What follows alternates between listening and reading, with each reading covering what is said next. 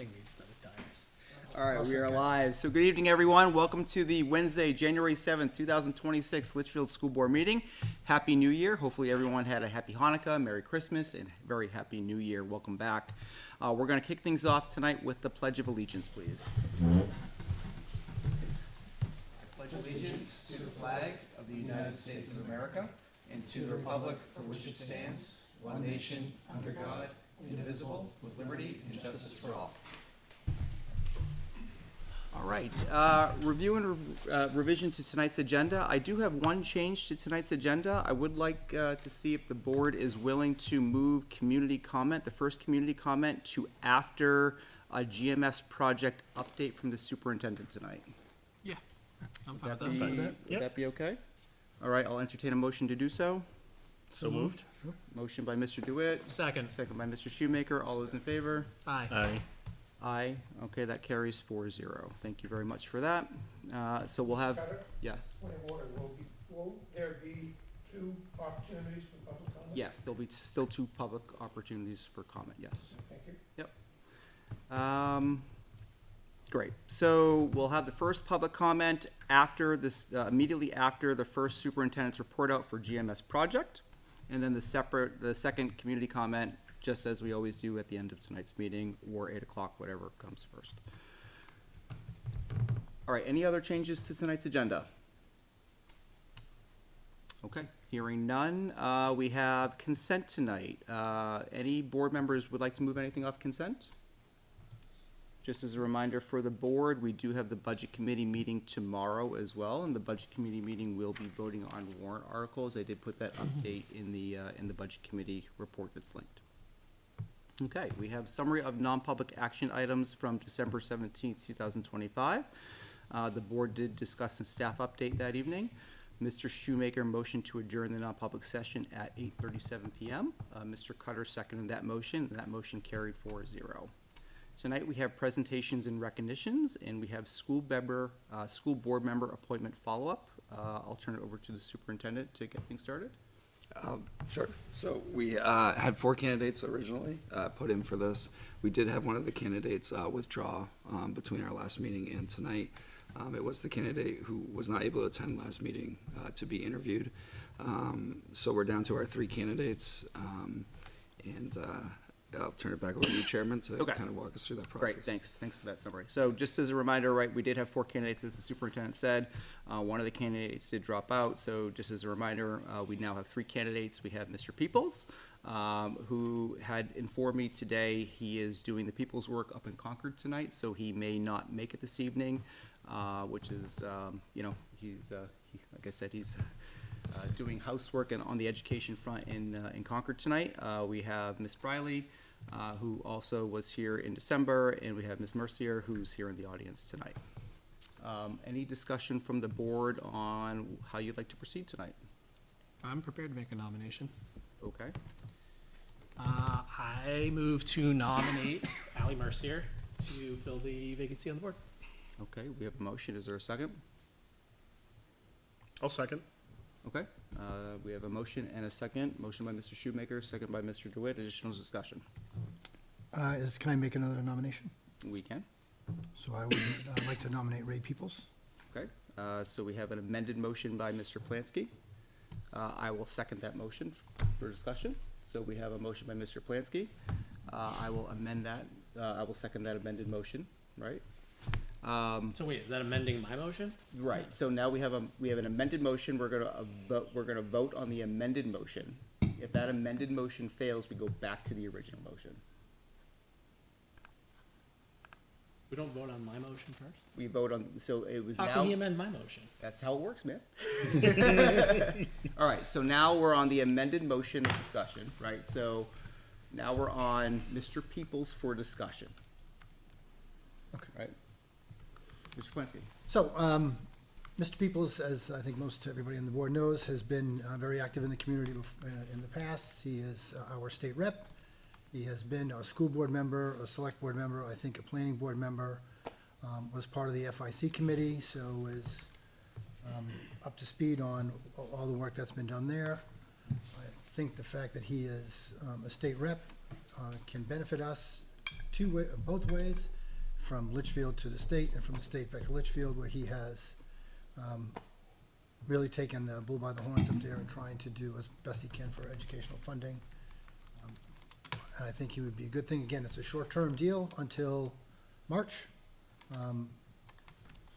Whether he decides to run or not, I think is currently up in the air. I think he is certainly well-known to the community, and has done, again, very good work here for the town.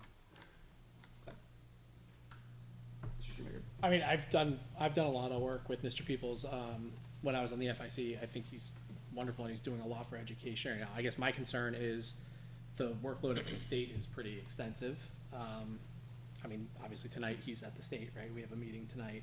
I also, don't have the benefit of asking him if he's intending to run, which is something that's of interest to me, because I think that it's helpful to have it'd be helpful to have some, I mean, whether or not they get elected, it'd be helpful to have some continuity on that and get a head start, because we have a lot of stuff we're working on. So I guess that was would be my concern with that. He indicated he would serve through March before deciding whether to continue. That was at our last meeting. Yeah. Okay, anything else? Mr. DeWitt? I think I echo Matt's concern, both with the FIC meetings, which I know fall on like state deliberation days as well. So I know I get that it's difficult, but commitment running back and forth to Concord. Though I feel, and I guess that's my main concern. I do agree with you, Peter. I think he's a great conduit for Litchfield to the state and back down, and understanding that, and he's got a really good grasp on what's happening at the state. I guess I'm just worried about attendance and commitment to the school board. Okay, my thoughts. I am so very grateful for all three candidates, right, for running and for showing just, willingness to fill the seat, right? We have a vacancy on this board, which is a critical role in a 5-person volunteer position, let's be honest, and this is a critical position for our town during a critical year, right? We need this person to support this board and to be that key vote, that key voice on this board. And so I think any of these individuals all bring different perspectives, different insights. Mr. Peoples certainly does a lot of work at the state level, and having his perspective in Concord and at the state is very important. Mr. Peoples serving as a school board representative in the past, also, having that history in town is certainly very beneficial to us as well. So I think any of these individuals would be well served on this board. Ms. Briley, Ms. Mercier being Campbell graduates, obviously, and with, having young kiddos in town, bringing kind of new, fresh perspective into the board as well, I think is certainly nice as we think about the future. So I don't think we can do wrong, is where I'm going with this. But, so I can go either way on this one. My only other thought is that, I think regardless, we'll be working with Mr. Peoples, right? Like, we should be working with Mr. Peoples. He's our Agreed. state rep. Yeah. Right? Agreed. So my Yep. only other thought would be, we get more bang for our buck if we can. I mean, we're going to need to coordinate with him anyways, but then, he can focus on the state side of things, interact with us on the level that makes the most sense, and then have the benefit of having another, brain working with us as well, was my thought process. Okay, so why don't we call the vote on Mr. Peoples, and we'll proceed. All right, so all those in favor of Mr. Peoples, please, we'll just do a roll call vote so it's clear. Mr. Plansky, Aye. Mr. Shoemaker, I'm going to abstain. you're gonna abstain, okay? I am a no. Mr. DeWitt, No. okay. So that that fails, 1, 1, 2, 1. 1, 2, 1. Great. All right, so that then goes back to Ms. Mercier. All right, so Ms. Mercier for discussion, because that was a motion and a second? Correct. Okay, great. Yeah, so I mean, I felt like Ms. Mercier had a lot of good insight. Seems to be really doing a good job trying to get up to speed on what's going to be in front of her with us here. I think she'd bring a great perspective to the board, and I think that we could use that. Okay, great. Mr. Quincy? I certainly have nothing negative to say about Ms. Mercier. she did a very nice presentation when she was here a few weeks ago. My opinion was that I thought Ray would do a better job for us, so, I'm not gonna, I think she would add some value. She has some experience in the, public sector, and we'll see how it goes. Okay, Mr. DeWitt? Certainly, I echo your sentiments. I don't think we can do wrong. I think Miss Mercier had a unique experience of working with other, call it state and federal level grants. I believe that was the correct candidate. And being able to work at that level to see what else is out there to aid in any grants that come in, either by, Julie and Sarah and everybody else to help in that endeavor in seeing what else is out there just outside of the educational world, but any others that's out there, I think would be beneficial. Great. Okay, and I like the fact that Ms. Mercier brings again a fresh perspective, young kiddos in the district, right, willingness to run, hopefully in March, and kind of continue the path forward, and hopefully, if Mr. Peoples would like to continue, we'll see his name on the ballot in March as well, right? Would certainly like to see that as well, so. Okay, we'll call the vote on Ms. Mercier. Mr. Plansky. Aye. Mr. Shoemaker. Aye. I'm an aye. Mr. DeWitt. Aye. All right, that carries 4-0. Welcome to the board. All right, so as a next step, you will need to get sworn in. So you'll need to coordinate with the town hall to do so, and then you can be a sitting member on the board at our next meeting. So we'll get you in contact with Terry and go from there. All right? Thank you. Thank you. You're welcome to stay for the rest of the day. Awesome. Congratulations.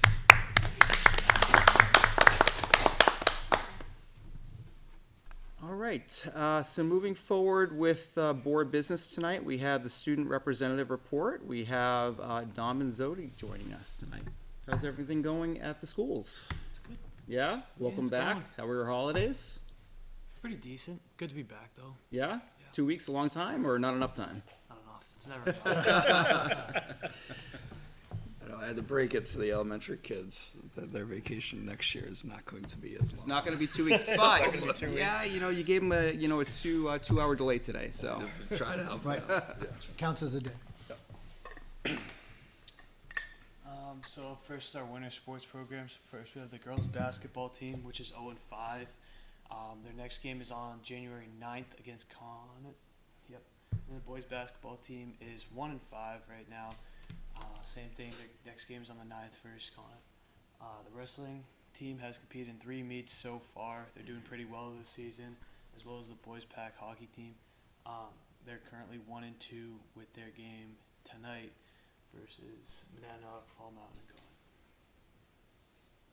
So the past events, which was all last year, the Student Council Winter District Conference, the Winter Chorus and Band concert, the staff breakfast, which is put on by our Student Council at CHS, as well as the Christmas tree lighting at Dare. So the current events, what's going on in schools now is we're coming back from vacation, so we have the midterm prep, which is coming up. The CHS just released, or just announced their concert coming up, as well as the Unified Basketball team that has their second game on Friday. That's currently 1-0, and it's the first basketball team in CHS history. So what's coming up for us is on the 19th we have the 27s volleyball charity tournament going on. The 20th, the midterms are going to start for CHS, and then the 30th, Judge John Broderick is guest speaking at CHS, as well as our Winter Carnival, which is kind of a pep rally before February break. So down at the middle school, they had a Giving Tree fundraiser, and it was a huge success. It was like Litchfield Middle School and the Litchfield Police Association, and they were able to donate over $3,300 for like families Fantastic. around Litchfield, and they were also able to shop and provide holiday gifts for over 21 kids.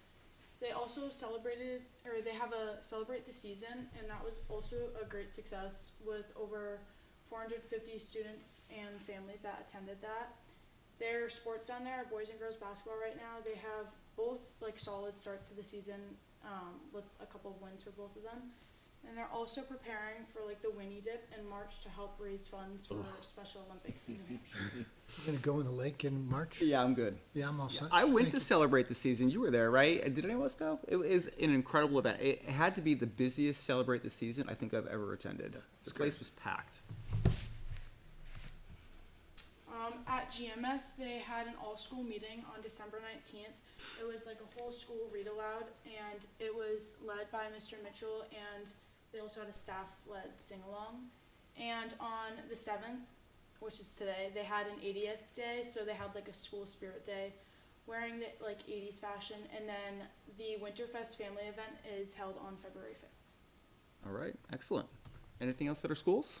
I think that's it, but I just want to give a quick shout out to Unified Basketball. Dom touched on it. They have Yeah. the first home game in the program's history this Friday at 3 p.m. at the high school. If you're not familiar with Unified Basketball, it's a combination of more typical students with our intensive needs students coming together to play basketball against other schools in the state.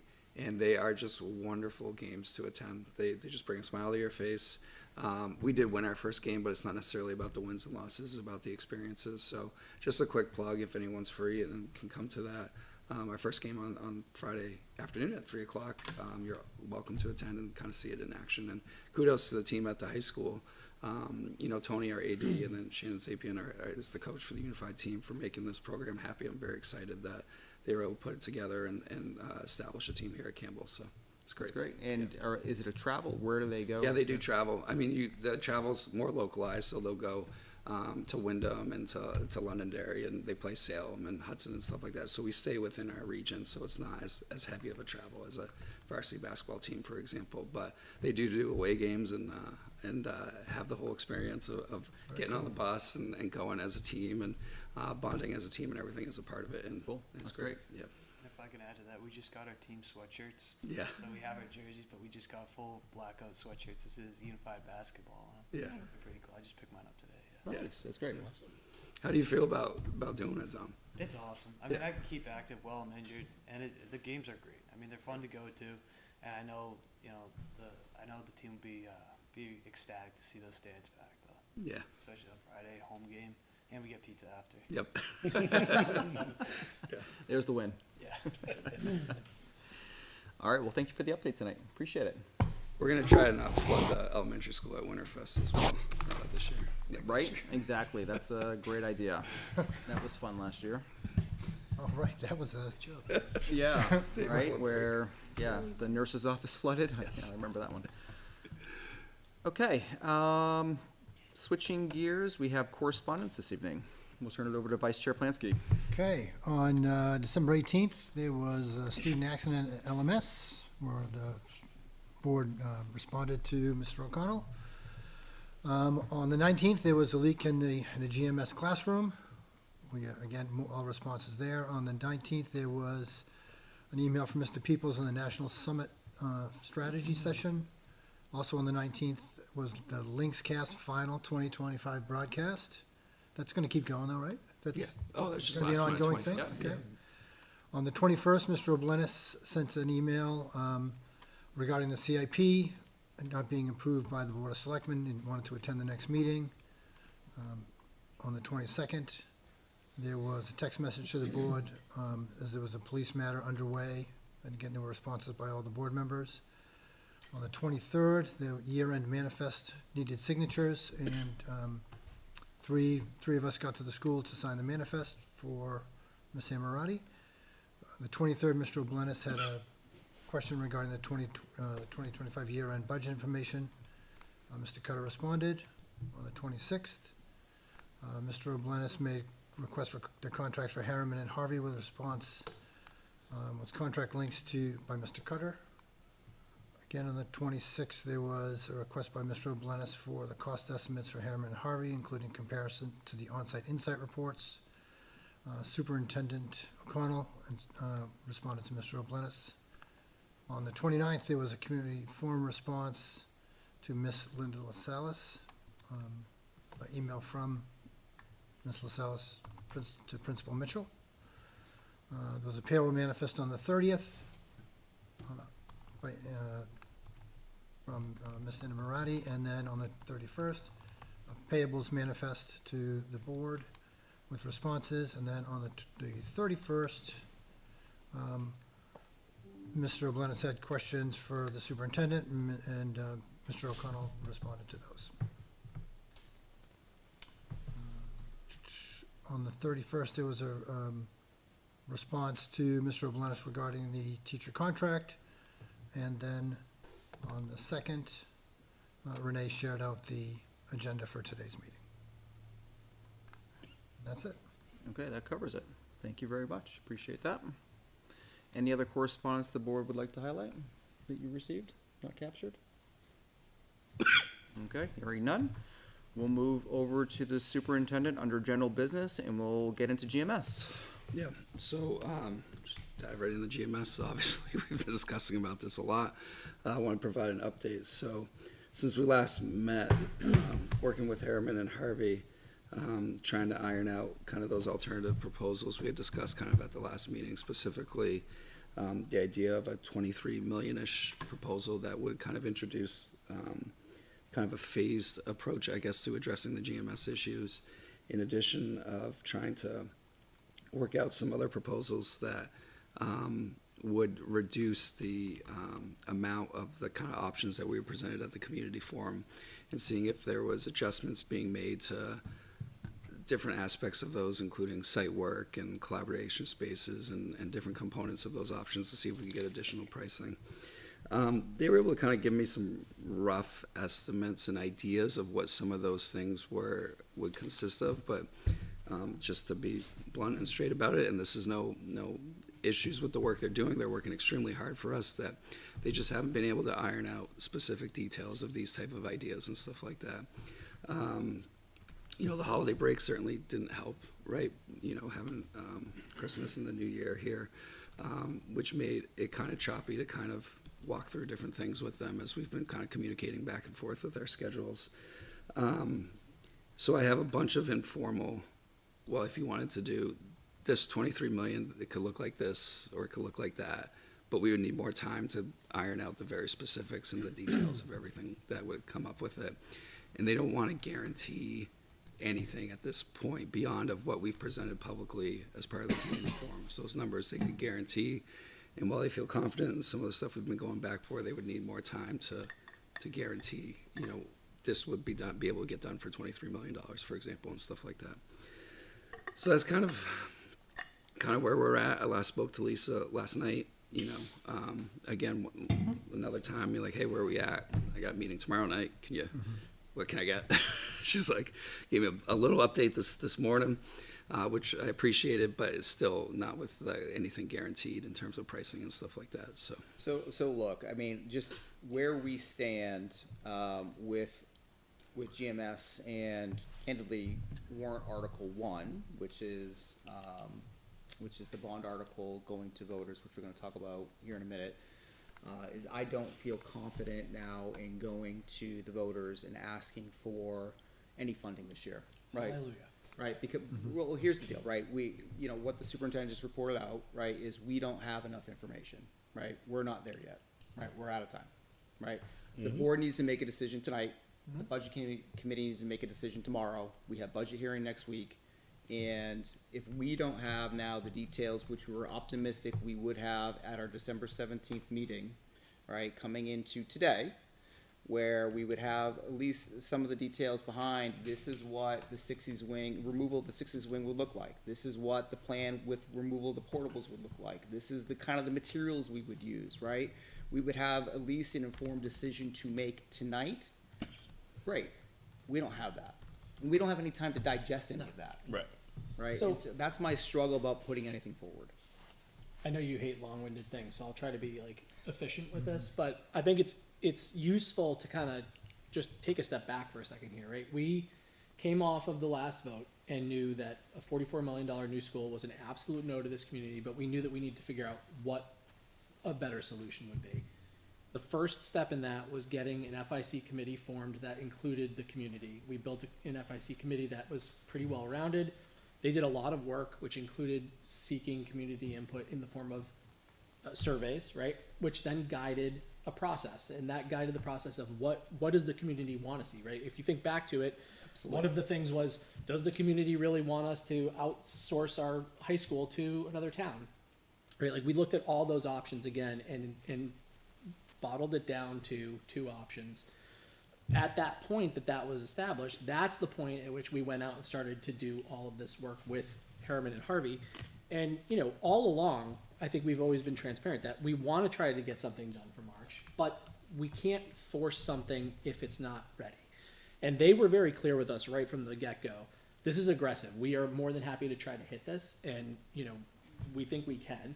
And candidly, if that number had been starting with a 1, which I think was what they were hoping until they really started to get into the building and dissect the options, I think we might have been in a place where we could have gotten something on the ballot for this year. But I don't think when that number came out at 32, I think that's a big step back. I think none of us feel comfortable that that's a number that the taxpayers are going to be able to get behind, especially learning that number in November. So late in the game. Right. Yeah. So I wholeheartedly believe we've still done some very important work. We're in a great place. I mean, I would say a great place. We'd be in a great place if this was a $15 million project that could solve it, but it's not. But we're in a great place in the sense that we have a lot of information right now. We can take this time between now and next March to really fine tune this and interact with the community. Because right now, I think we need to hear from the community again as to this is what this is looking like. Let's fine tune this a bit more. So I'm with you on that. I don't feel good about putting something on the ballot just to put something on the ballot. Before I speak again, I'd like to hear from the other board members. Yeah, I would agree. I think that we've done, there's a lot of good, very good work has been done there. I just think we ran out of time. Yeah. It was sort of that simple. We just couldn't get to a number where we could speak to it and explain why we needed this. We can't just have a number that is, this is X number of dollars per square foot. Yeah. Because people are gonna ask the questions. I'm gonna ask the questions, and that's what we talked about at the last meeting, is what does it include? And we should have the answers to those questions, right? We should be able to speak to, these are the materials we're gonna use, this is the type of windows and flooring and, you know, whatever we're going to, HVAC equipment, right? What we don't want to do is say, hey, we're going to put electrical heat in a 70,000 square foot building, right? We need to be able to defend the decisions what we're making. We don't know the answers to those questions. Well, I think the community Right. also, if we were talking about a phased approach, the community needs to understand that it's really not a phased approach unless you're financing the whole thing up front, because ultimately we're talking about 2 projects at that point. And they need to understand this is what you're getting for project 1. Fair point. And this is what you'd be getting if you vote for project 2. And guess what? At the time you're voting for project 2, you're paying a bond in your taxes. And I'm not comfortable putting that in front of them, asking them to vote on it, having people maybe look at a $23 million number and saying, yeah, 23 is palatable. And then we deliver a project that's not completely finished, and they're like, oh, I thought we were getting this fixed. Well, we were gonna do it for 23 million, but now we have to knock this off and this off and this off to Right. stay in that $23 million number. Well, and I think, so I agree. I think we just ran out of time, right? We were optimistic going into this, and I know I said it up front, as soon as we got them under contract. This is hard. This is gonna be fast. Like, corporate doesn't move at that rate to get projects like this solidified and done. So, when it didn't come in within expectations or hopes, I agree. It was time to pause and step back. We presented some alternatives, and we don't have enough information on that alternatives to make a decision. Matt, I agree with you. I think time is now to reach back out to the community, right? We can solidify up with those alternatives, what that would look like, and then we can reach back out to the community to say, are you comfortable with a $33 million project for next year, right? If you include inflation and all that stuff.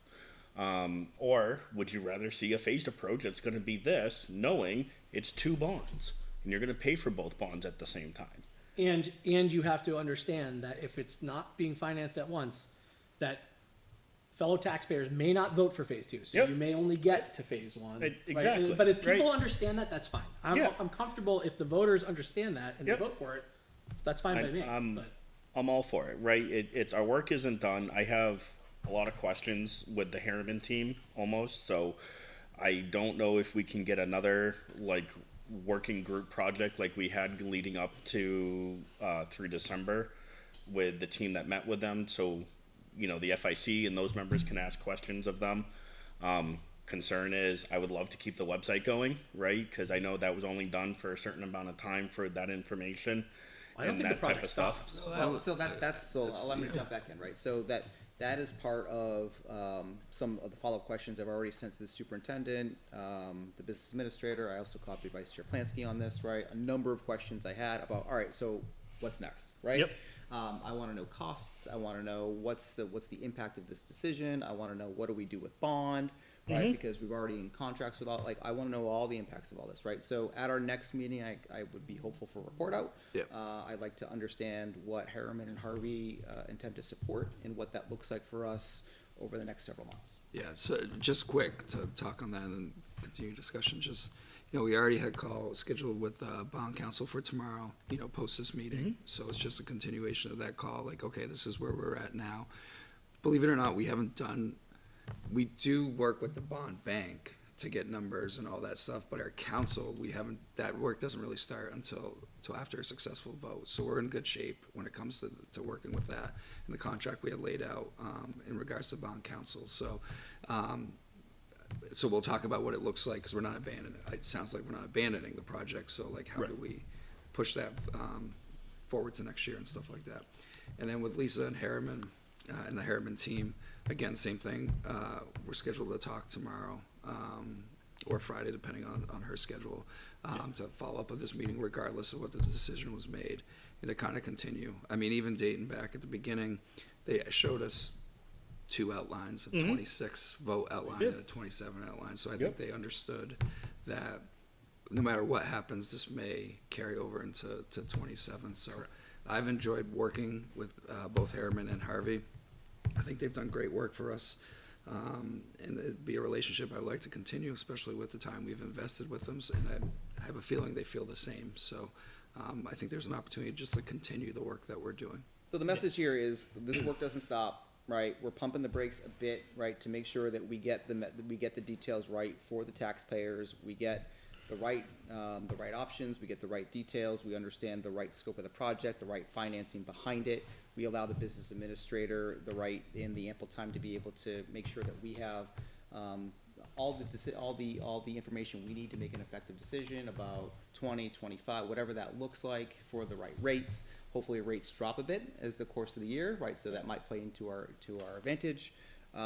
So this doesn't stop, we're pumping the brakes a little bit to allow a little bit more time for this to play out, and so we can make an effective decision. You know, the other thing too is if we have more time, we have way more information to have more substantive community engagement. And one thing that really would be interesting is with Doug Totten, like, he did come up with a pretty creative bond structure.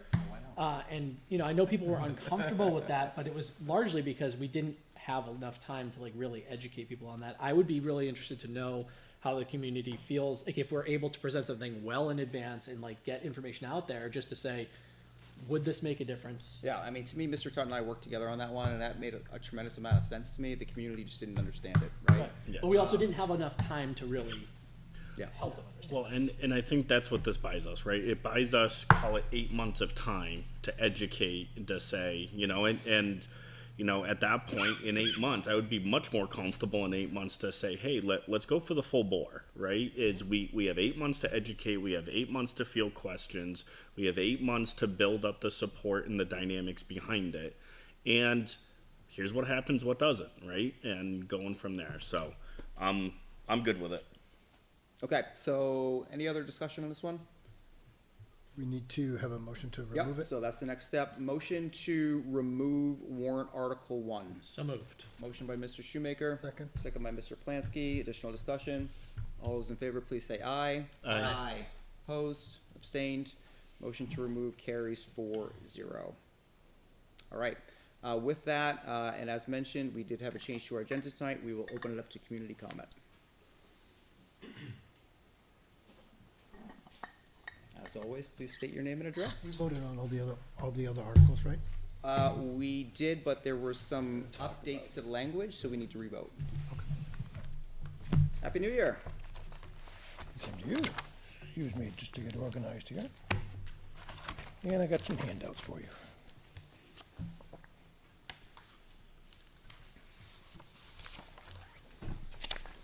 Just as a reminder, we're limited to 3 minutes tonight under policy BEDH.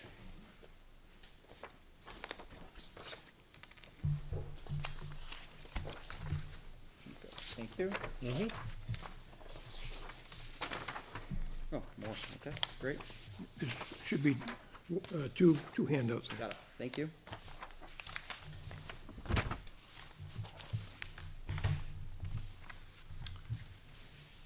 First of all, I appreciate the action you just took. In fact, that was my recommendation coming in here, was for you to not move anything forward. And the reason being is I think the committee has done a poor job, in fact, a very poor job this year, analyzing the options in front of it. This is the book that I learned all there is to know about engineering economics from my college days. Ironically, it says that you need to look at every option thoroughly, or else you may not get the right one.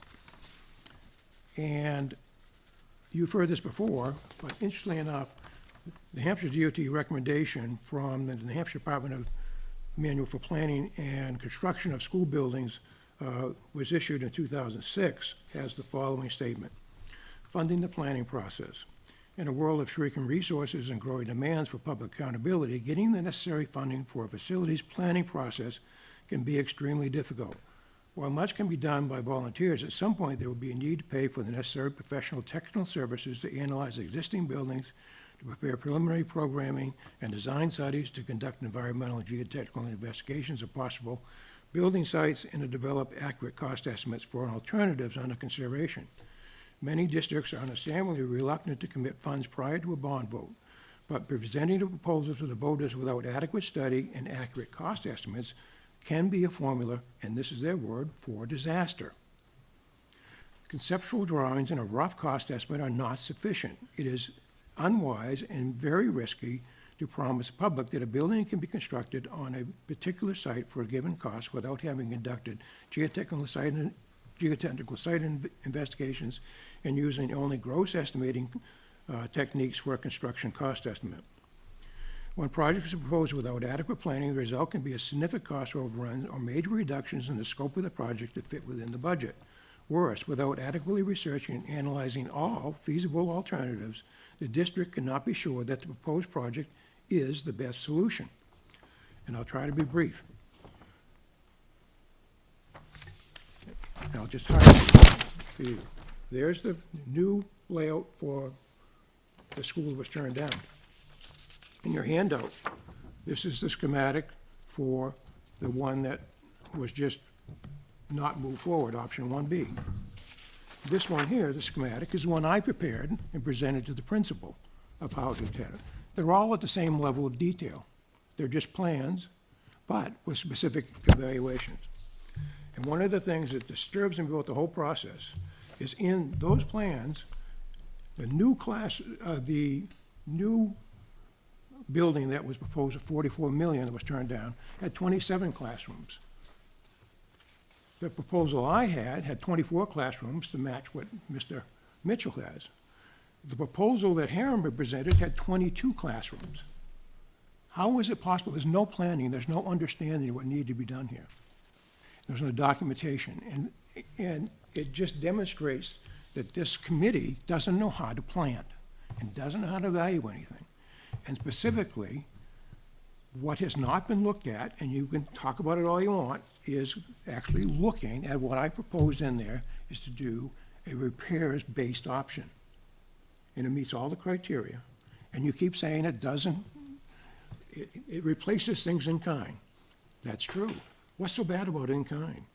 If you have a water pump fail in your car, replacement in kind is what you do. All right, Mr. Blinis, thank you. That has been 4 minutes. We'll have an opportunity for school board comments and more community comment at the end of tonight. Just so you know. Nope, we're all done. Thank you All right. very much. Appreciate it. I have people We're call gonna move me on with tonight's agenda. Thank and you. Nope, tell we're all me- done, Mr. Oblinus. Your time is up. Thank you. We're all done. Be careful.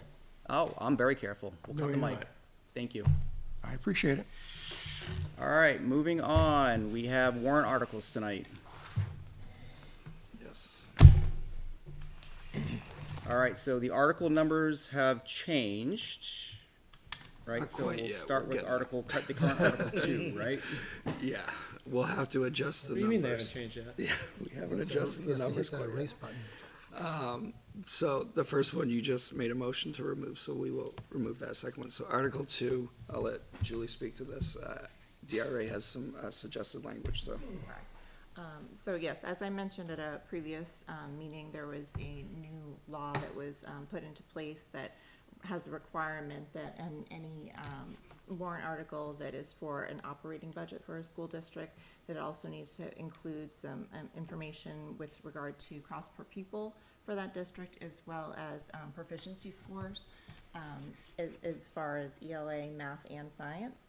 So we were all waiting, all business administrators were waiting for the DRA to provide language with that, because DRA is the one who has to approve our warrant articles.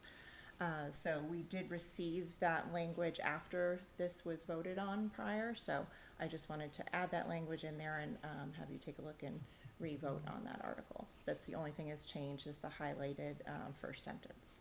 Okay, I mean, I don't have any issues with this, and this is consistent with what's gonna be presented to the Budget Committee and in the report as well. Those numbers are accurate, I assume. Yes. Yeah, they're accurate and aligned. I'll make a motion to recommend the revised Article 2 language. Great, we have a motion by Mr. Shoemaker, Second. second by Mr. Plansky. Additional discussion on the changes? Nope. All right, all those in favor of recommending Article 2, please say aye. Opposed? Abstained? That carries 4-0. Thank you for that. Were there any other changes tonight to the other articles? Well, we did want to talk about two more, so there haven't been changes yet. One is Article 9, which I Yep. you did vote on last time. But now that we've removed Article 1, do you want to either A, change the amount, or change the sequencing of the articles involving that one specifically? Right, so this is an important discussion, right? So now that we don't have GMS on the ballot this year for renovations, right? The original discussion was, hey, because of GMS, we're gonna lower the amount in the Capital Improvement and Expendables Trust Fund to $100,000 this year, or going into the next fiscal year.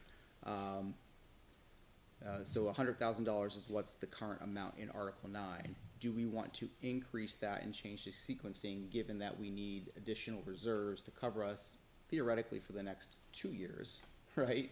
Before any work gets done at GMS? Yeah. And what does that look like? What did we have it as last year? 250. 250? It was 250. Yeah. I think we should probably go back to 250. I mean, and this is one of those articles that is currently worded as no additional amount to be raised from taxation, assuming that there is that money at the end of the year, and because of where it is sequenced, it's the lowest priority Right, it would be last. as well. Right. So where does We're that fit? expecting a balance of, fund 247. balance less the total authorized withdrawal amount will be approximately 99,580.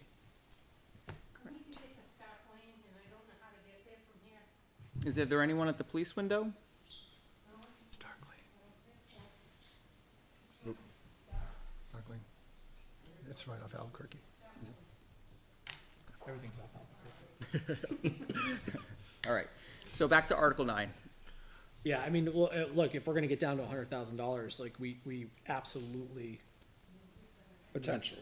We're, potentially, right, that's but if we we, spend all that's been approved at this point, yep. right. Yeah. We need to replenish that so we can continue the work we're doing. I mean, the worst thing that could happen to us is that we get to a place where we can finally get somewhere, and then we can't Right. pay for it, so I think that we need to move that up, and I think that we need to increase the amount back to 250. That seems to be, with the work that we're doing, that seems to be keeping a reasonable running balance that we're drawing down appropriately and replenishing. Okay, I don't disagree, but then I'm just trying to think, where does that fit in terms of sequencing? Does that move up to where current Article 6 is? So Article 3 has to stay where it is, right, the teacher contract? Yes. 3's gotta stay where it is, 4's gotta stay where it is, 5's gotta stay where it is. Correct. 6, you're using taxation to gain that Right, money. okay, So so- that's, if you change Article 9 to utilize taxation, which it doesn't sound like you're discussing, but if you were, you could stick it there. But if you're not, and you're just gonna use, Gotta go then it's gotta go after 6. I would say you want 7 first, cause you have benefits tied to it, but this particular year is so small, and what we need, we talked about this last meeting, we put 50,000 there, but the stuff we actually need that we're committed to is only about $2,400 of that 50,000. So if you wanted to ensure that the current Article 9 gets addressed first, you would put it ahead of that. If you want to take, Yeah, I think that makes sense. I would agree. We couldn't make it the new Article 5 because the current Article 6 is taxation. taxation, yeah. I mean, I don't I think mean, at there's some point, we anything need to start legally paying can- for this, Yeah, right? I mean, like, at some point, we need to pay for this, right? Yeah. So I don't think Pay it's for- necessary, pay for GMS, like, Oh, yeah. like, at some point, taxes need to be raised for GMS. Oh, yeah. Yeah. When does that happen? A year from March. I would advise. So do putting you want at to change it to 7. taxation? change- I mean, I would, change it- I'm just, I'm opening the discussion, right? so I'm opening question, the if discussion. we change that trust fund to taxation, it can go anywhere, correct? Correct. It could be new Article 5 or whatever it is. But if it fails, can we then not take any unspent money and put it in there? Correct. I wouldn't have 2 taxation, just my opinion. I wouldn't have 2 taxation articles related to the trust funds, right? You've determined that the reserve fund for building maintenance, you're gonna raise by taxation. That's because we did that last year and it was successful. I think that's a good strategy, right? If you wanted to move the current Article 9 into a taxation type of warrant, my advice to you, but it's your decision, would be to now make that maintenance one. I don't think we can do that, because the premise of the maintenance one is, we, just like GMS, like, we have to start paying for GMS, but we need to be paying to maintain our buildings. Right. And we, the And that's the community needs to CHS roof, understand that they, That's the that is just CHS the reality. roof, yeah. So I think, So either way, you're taxing money you're gonna spend on but buildings. it's the principle, though. I think Yeah. that was it was a principle stand of, Correct. we need to, you're gonna yell at us for not maintaining buildings, you have to vote to pay to maintain buildings. Like, that's just the reality. So with that logic, I would say put the current Article 9 as Article 7 and make it the first one that's not effective. And increase it to 250, would be my. Because we could absorb the salaries, worst case scenario, that one doesn't pass, or we don't have the money to fund it. Right, because that's just The short guarantee, money. the short money that you have to cover, And some of the information that we're learning about health insurance could change the equation. could change the equation. It's not, we're not, I think when you guys presented, I don't know if I saw the last budget committee meeting, but I think you've presented it as, we do want to build reserves, and there is a strategic reason to build reserves for that. But I think that there was some communication around, potential, whatchamacallits from school care. Why is the word escaping me? Assessment. Thank you. And I don't think that we are in a position right now where we're as concerned about the possibility of that for next year. Yeah. So, just to clarify that point, because I don't want it. So, yeah, I think that would be my, Article 7, 250. Got it. Mr. DeWitt, Agreed. additional thoughts? Yes, all good. Okay, there you go. Article 7, 250. so we need a vote on that then, right? Because we increased the amount. We do, let's do it. And we Make a need to- motion. Yeah, we need to re-vote on it, so. I'll make a motion to recommend that new Article 7 to be increased for building, what is it? Capital Improvement Capital Expenditure Improvement Trust. Expenditure Trust Fund to increase to $250,000. I'll make a motion to recommend that. All right, we have a motion by Mr. Shoemaker, Second? second by Mr. DeWitt. Is there additional discussion here? Okay, and so this is a change to the current Article 9, moving it to Article 7, increasing it from $100,000 to $250,000. And changing the sequencing of it. Still estimated tax impact is $0, because it's to come from. Correct. Okay, all those in favor, please signify by saying aye. Aye. Opposed? Abstained? There we go, 4-0. The last one I want to talk about is Article 10, which is not a financial one. It's about the open enrollment. We held off on voting on it last time because I had an upcoming meeting with the regional superintendents where we were going to discuss this. We have had said meeting. The consensus in that group is to not put warrant articles related to open enrollment on our ballots in this particular region. This kind of, our advice we're getting from from What? attorneys, from each other, from everybody is kind of changing day by day with open enrollment. So like, you know, if you remember, when we started this, I suggested not having a warrant article, right? Then we had a warrant article. Now I'm resuggesting So not I having a guess warrant the article. question is, Yeah, and part of the reason is there is some legal questioning on whether you can actually have a 0% of sending out, that might be a violation of the law, so don't put yourself into a corner by doing that. And there seems to be just like, wait until there's more information, so we're all not just, we have mechanisms within our, with any schools, but particularly in schools that we work with, to have conversations if kids need different placement for reasons, whether that's special ed, best interest, manifest hardship, different things like that.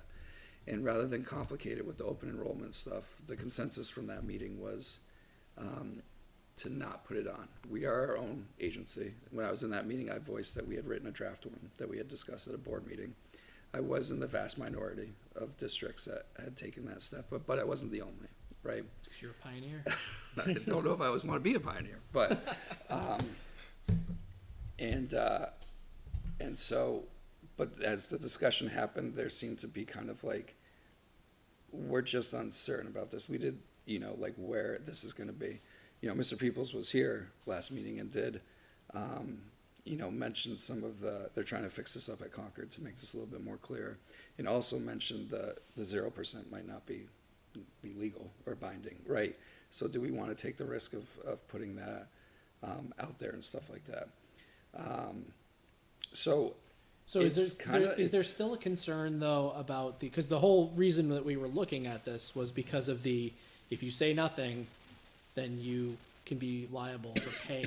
right, so that discussion had, but there has to be a willing partner on the other side of it, right? Like, so if there's another district, like if a kid was to apply here, right? Like, if we just say no, the kid's not gonna come here, right? You know what I mean? Unless there's like a real reason. Can we just right? say no? We can. If it's not a Litchfield student, we can just say no.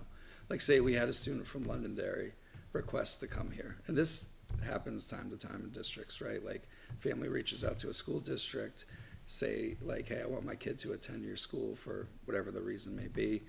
And, you know, a district, if it's not like where you're representing, can just be like, sorry, no thanks, right? Now, if there's a reason, and you're gonna have a conversation, you wouldn't, like under ignoring open enrollment, you have a conversation with the district of where that kid lives and find out more details and what the reason is. And you might come to some sort of agreement. There's, not to go too off the road, but like best interests, right? And if a kid qualifies under best interests, an arrangement may be made between two districts to allow that student to not attend their homebound district, right? And then the sending district would pay the tuition, or would the family pay the tuition? It all depends on the arrangement and the reasons why you're granting that request and stuff like that, right? Something could raise the level of manifest hardship, which means you're not gonna necessarily charge a family for that because of some different things in place. Do you charge for part of it because there's special ed considerations? There's all the variables that part of it. Not to like use any specific examples, but I've seen every combination of stuff flat out like, yeah, we're just gonna pay you the tuition, or we're gonna pay for this part of the tuition and the family's gonna pay for this part, and everything in between. So our big risk is that school district on like the border of Canada that's like decided to become an online school district. So that's the vulnerable thing. But when you really get down to the program that they're offering, there is an in-person component that you could challenge, right? Like if we had a student who enrolled in their online piece, as the program is laid out, there are in-person components that are required as part of that program. So while it's not a 0% chance, it would be hard pressed that a student from Litchfield on a frequent basis would drive up 2+ hours to attend these in-person sessions, right? Where like if you're a northern school, it's not a drive, that's far of a drive. So I guess the risk of like someone perfecting an online model within the next year, when we would be able to vote on this again, is pretty low. Yeah, and I think it gives more time for the legislation to work out what this really means, right? Like this is all based upon a law that's 30 years old that no one's looked at, right? Like, and so we're trying to apply modern educational pieces to a law that's old that needs a revamp. Whether you're pro or against open enrollment, and there are pros and cons to it, that's not what I'm here to argue, one way or the other. But like, if we are gonna go down that road, we need to update legislation that accurately reflects responsibilities. Like, just things like special ed, like who's responsible for the special ed? So I have one more question for you Yeah. then. Are your esteemed colleagues who have all been the brainchild of this strategy here, are they gonna do the same thing to you that they did with the cell phone cabinets?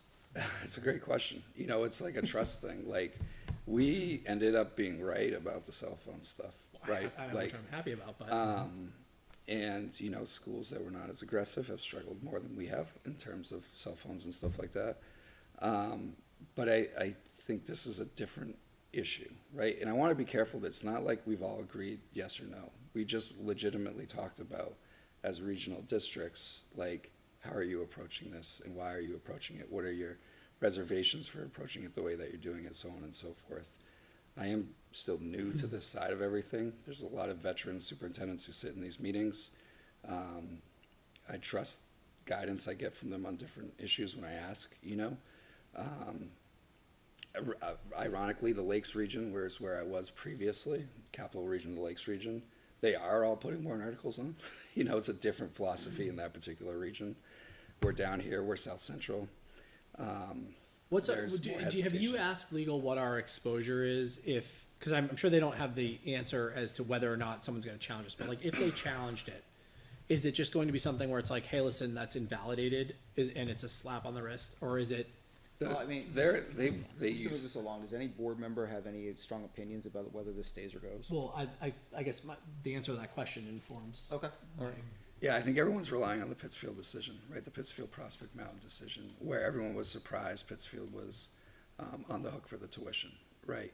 That was a parental choice to send the kids to Prospect Mountain. This is all public information, so I'm talking about schools openly. It was the parent decision to send, the Pittsburgh parents to send their kids to Prospect Mountain, who had determined that they were an open enrollment school, where Pittsfield had made no stance in either direction, one way or the other, right? Right.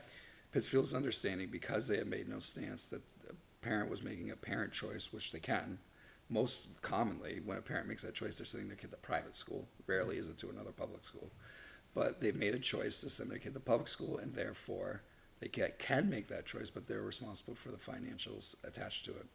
So it surprised many educational legal people that the Supreme Court ultimately decided to side with Prospect Mountain and the Pittsfield parents to say that the Pittsfield school district was responsible for that tuition. Right, but so, what my concern though is like, has legal weighed in on if we, because everyone's saying take it off just in case you can't set this to zero, right? Like, that's what you're saying is the problem. And so my thought process is, if we set it to zero and it's fine, we don't run the risk that Pittsfield ran.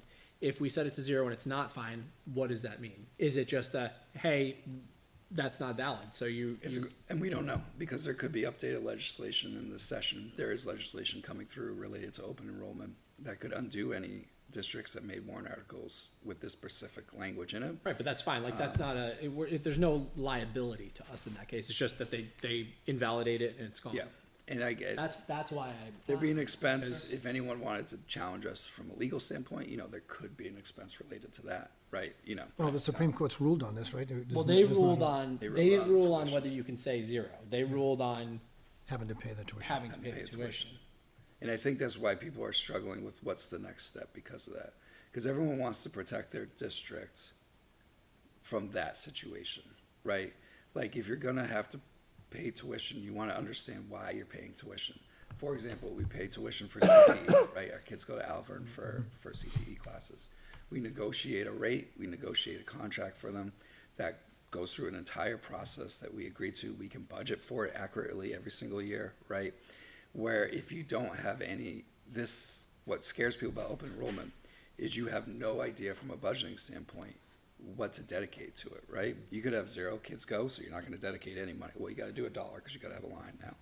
Or like, if you have 5 kids go, that's $100,000 that if you haven't budgeted for, it's a lot of money, right? Like, so where are you gonna find that, you know? I think that's where people are struggling with how do you protect yourself as a district from not getting a financial hit because someone wants to take advantage of this law.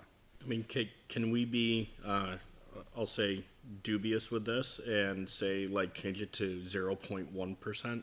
I mean, some districts have talked about doing Yeah, that, right? I have the same thought. Because we have five, we will allow 5 students in. Right. Like if you were We to could take allow 1% 1% in or leave, right? That's a- Well, I mean, the legislature's But that's gonna, they're gonna have to fix this, right? Like, there's, Well, that's why I did like the 0.1%, right? That limits it to one student, right? Roughly, we're at 1,100 students.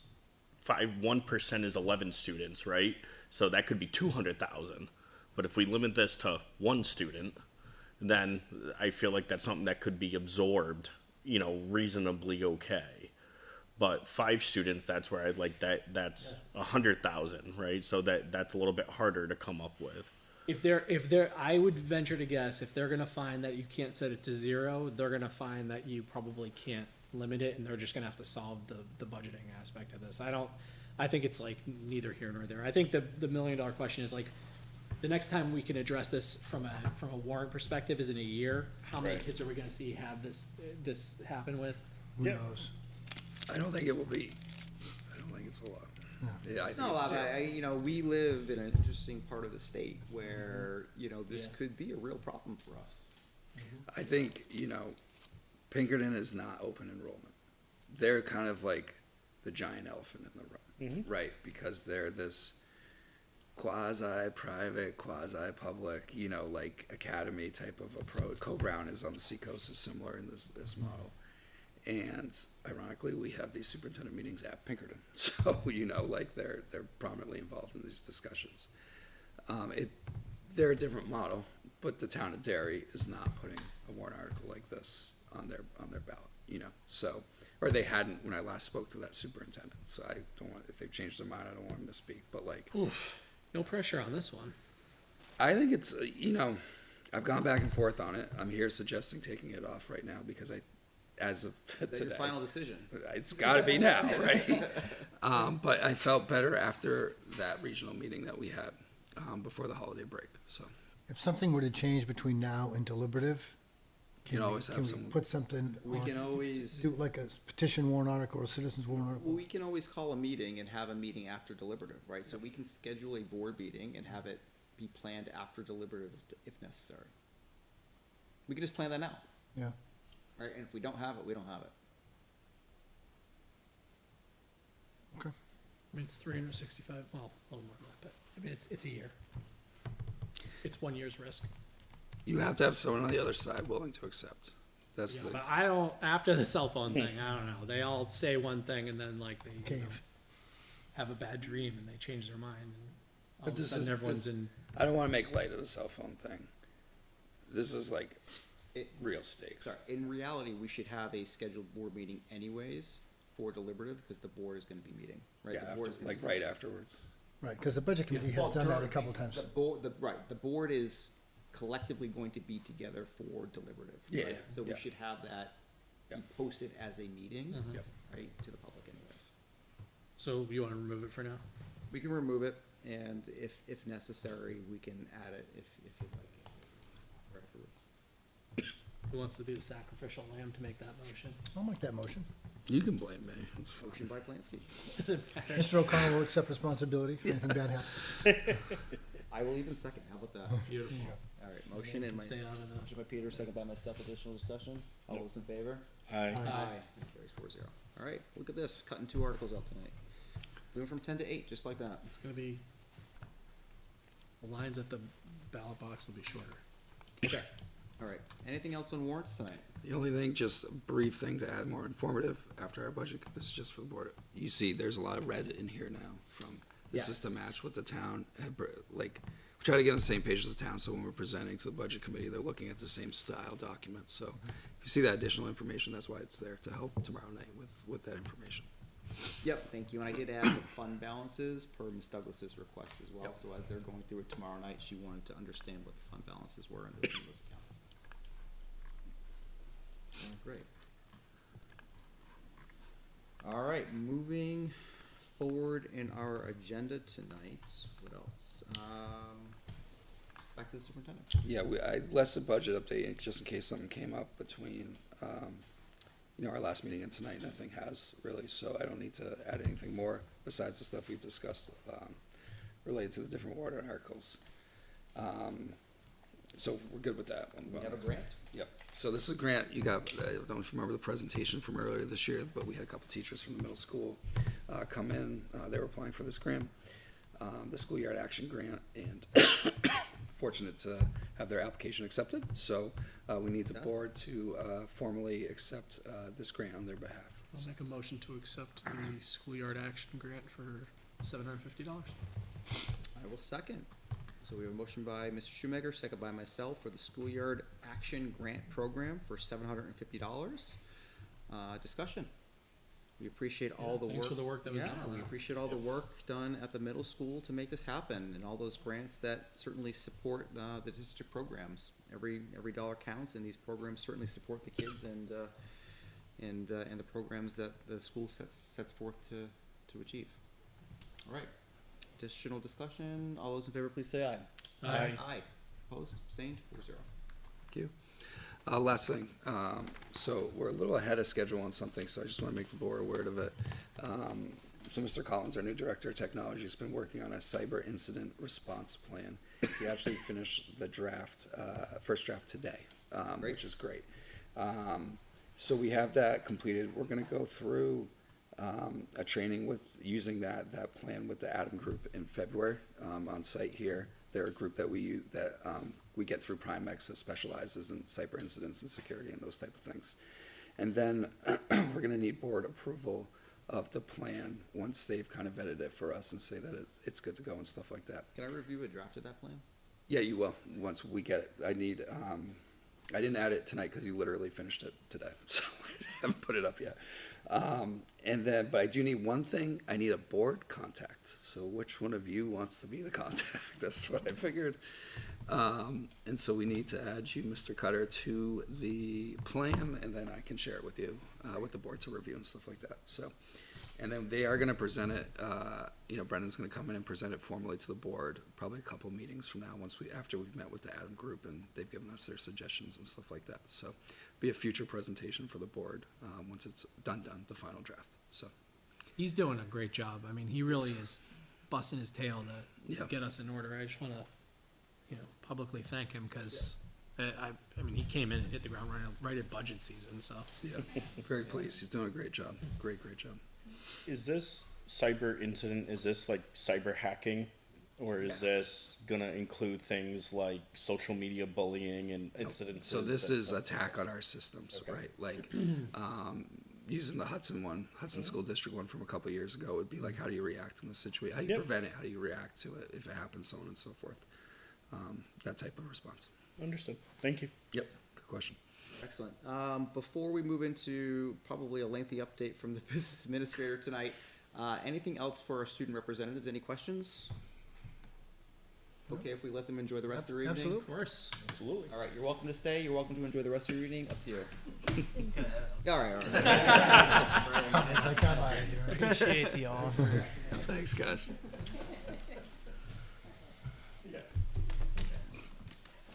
All right, Ms. Sterling, over to you. So we did, the financials, and just so you know, as Mr. Cutter said on the warrant articles, we did update, to have the current balances. I did wanna note that, with regard to the buildings and grounds, expendable trust, sorry, that the amount is not reflected right now. We did just make the transfer for the $250,000 that was approved in March because of the default budget and just wanting to make sure that we're really cautious about how we're spending our money. I checked with our auditors to make sure that we could delay making that transfer a bit, just to make sure that the cash flow is there. So I felt comfortable making that transfer in December. So that will be reflected in the January amounts. But I did reflect that in the warrant articles, so that the budget committee can see what the actual balance will be at that time. With regard to the LMS parking lot, after the last meeting, I did speak with, I'm sorry, I'm drawing a blank, from the highway department. Kevin. Thank you. And with regard to the Continental paving quote, and I did let him know, about the concerns that Mr. Ross had about the underlying drainage issues that we might have in the parking lot, as well as the possibility of having to redesign the parking lot, which we would likely want to do at that time anyway, to make sure that we're in current compliance. So, he is gonna go back to Continental to have them adjust that quote. I think that they are able to do perhaps some of that study work that we were looking into. So, he will get that to us as soon as possible. It will be a little bit, but, I would definitely think before the end of year, and we're considering any kind of expenditures at that time. Perfect. Okay, that's great. Thank you. Sure. With regard to the school expenditure report to voters, I touched upon this a little bit at last meeting. This is House Bill 1265 that was actually approved in 2024, but the portion of that bill that was regard to a mandated report that needs to go out to voters, and it needs to be posted 7 days prior to any formal adoption by the school board to a budget. I did get clarification from our legal that would be 7 days prior to deliberative session. And it's 7 days, not including holidays or Sundays. So that would put us at January 23rd. We will definitely have this posted far before that. There are a lot of, requirements with regard to that. I did share, with the board, what we had so far for the report. Now that has been finalized with all of the details that's needed. So I will have that, we'll be sharing that with the, budget committee tomorrow evening. I don't know if anyone had any specific questions. The graphs, there's basically 3 line graphs in a table, and each of them have like very specific requirements of what needs to be included in that. The first one is average cost per pupil. The second is average teacher salaries. The third graph is for the administrator salaries, and then there's a table with the current administrative salaries. All of the line graphs are basically like the last 10 years of information, and they would have to be adjusted for inflation. So all of that information is on the current report. Great. Thank you for your hard work working with the other administrators to put that together, and for the work going into tomorrow in the budget committee. Solar, we did receive, Why does word everybody from- laugh when she says solar? It's been years. It's like one of those things, it's like GMS, like maybe one day it won't be on the agenda. So we did receive an update from Dynamic Grid that the permit has been received, so they are ready to move forward with the site work to get things prepared for the storage component.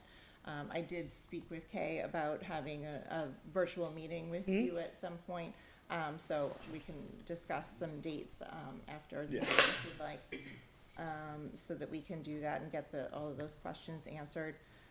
I also received, because I had asked her quite a bit ago to get some usage information, so I have linked that as well. Yep. Yeah, I mean, I've got some questions. The fact that there are days that just have 0 generation, and that like we're not storms and we're sunny and stuff like that. So Yes. like it's spotty information coming in, and I don't know if that's an app system. I don't know if it's what that is, but it's still appreciative. I mean, I've seen questions on the Facebook WhatsApp page about it, and going in, and I was able to take a quick snapshot. To date, it's generated 36,000 kilowatts and just put it out there. Thank you for staying up on that, by the way, because that's very helpful, because like I did see some of those that you commented on, and people are like, oh, it's not even active yet. It's like, Right. What's cool in this though, if you scroll up a little bit, right? And so I'm just showing the board members some items. And if you go to like the equivalents tab, right? Look at this, Yep. right? It shows you enough to offset, right? So what it's offset is CO2 emissions, 48,461, right?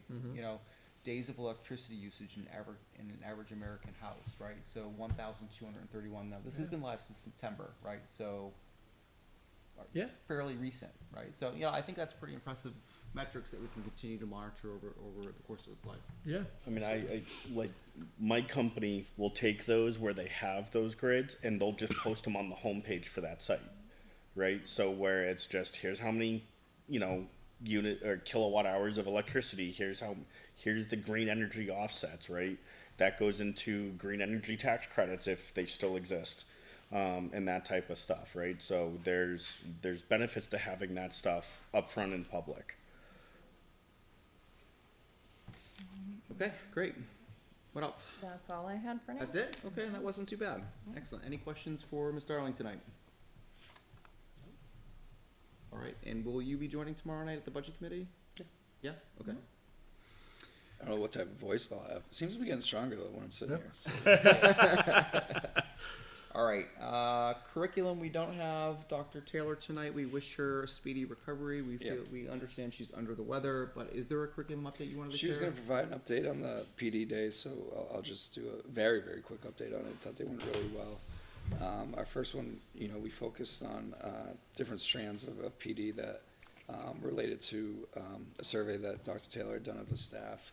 It went very well. We heard back from some presenters who were very impressed with the work that our people were doing, the questions they were asked, and just quality people that were participating in the workshops and stuff. So kudos to our staff for that.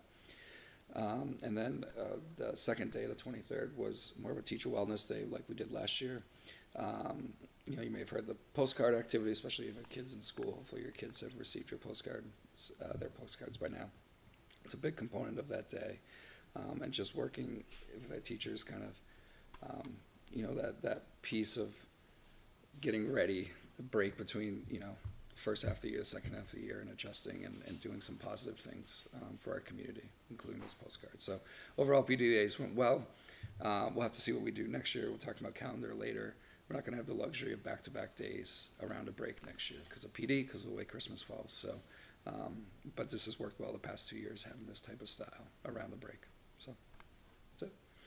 I know a lot of planning and work goes into that, so appreciate Dr. Taylor's efforts Yeah, with that. it's good. Yeah, it's time. I She had did a great joined job. the second day Yeah. of that PD for a couple of hours anyways, and just the positivity in the building that day and the camaraderie and bringing the teachers together before the holidays, it was just a great experience to be part of. Yep. So, We didn't make anyone sick from the food we cooked. I cooked well.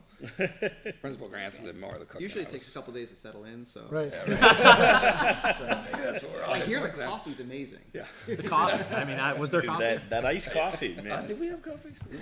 I don't know if we had coffee. Really, was the cafe open? You couldn't maybe kill him that day. Listen, I'm still lobbying for this cafe. Okay, annual meeting. So just kind of run through the timeline, even though one of these things we're going to take off this timeline right now, but we had it up here. So the first link is just the legal timeline, just so you see all the dates as provided for the district as we go through the next 3 months of the process towards voting. We did schedule a bond hearing for next Thursday, which we'll obviously cancel now since we're not moving forward with the Just need GMS to remove project. that from the front of Campbell as well. Yeah, yep, yeah. So we'll have to take that off, and so we'll just advertise, the budget hearing as part of it, because that's still scheduled for next Thursday, obviously.